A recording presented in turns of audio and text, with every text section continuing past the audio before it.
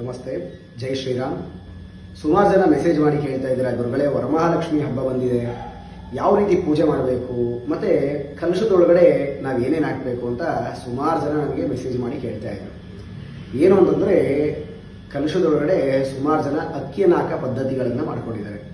ಇಲ್ಲ ಅಂತಂದರೆ ನೀರನ್ನು ಹಾಕಿ ಅದಕ್ಕೆ ಒಳಗಡೆ ಪಚ್ಚಕರ್ಪೂರ, ಏಲಕ್ಕಿ, ಲವಂಗ, ಲಾವಾಂಚ ಮತ್ತು ಕೇಸರಿ ದಳ, ದ್ರಾಕ್ಷಿ, ಗೋಡಂಬಿ, ಖರ್ಜೂರ, ಬಾದಾಮಿ ಮತ್ತು ಒಂದು ಚಿನ್ನದ ಒಂದು ಉಂಗುರನೋ ಅಥವಾ ಚಿನ್ನದ ಪದಾರ್ಥ ಯಾವುದಾದ್ರೂ ಪರವಾಗಿಲ್ಲ, ಅಥವಾ ಬೆಳ್ಳಿದು ಒಂದು ಉಂಗುರನೋ ಅಥವಾ ವಜ್ರದ ಏನಾದ್ರು ಹರಳುಗಳಿದ್ದರೆ ಅದನ್ನು ನೀರೊಳಗಡೆ ಹಾಕಿ ಅದಕ್ಕೆ 5 ಮಾವಿನ ಸೊಪ್ಪು, 5 ವೀಳ್ಯದೆಲೆ ಹಾಕಿ ಕಲಶವನ್ನು ಇಡ್ಬೋದು. ಅದ್ರ ಒಳಗಡೆ ಸ್ವಲ್ಪ ತುಳಸಿ, ಒಂದು ಕಮಲದ ಹೂ ಇದ್ದರೆ ಇಡ್ಬೋದು, ಏನೂ ತೊಂದರೆ ಇಲ್ಲ.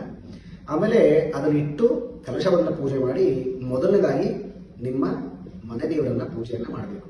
ಅದಕ್ಕಿಂತ ಮುಂಚೆ ಫಸ್ಟ್ ತುಳಸಿ ಪೂಜೆಯನ್ನು ಮಾಡಿ, ವಸ್ತು ಪೂಜೆಯನ್ನು ಮಾಡಿ, ಮನೆ ದೇವರ ಪೂಜೆ ಮಾಡಿ, ಆನಂತರ ವರಮಹಾಲಕ್ಷ್ಮಿ ಹಬ್ಬವನ್ನು ಮಾಡಬೇಕು, ವ್ರತವನ್ನು ಮಾಡಬೇಕು.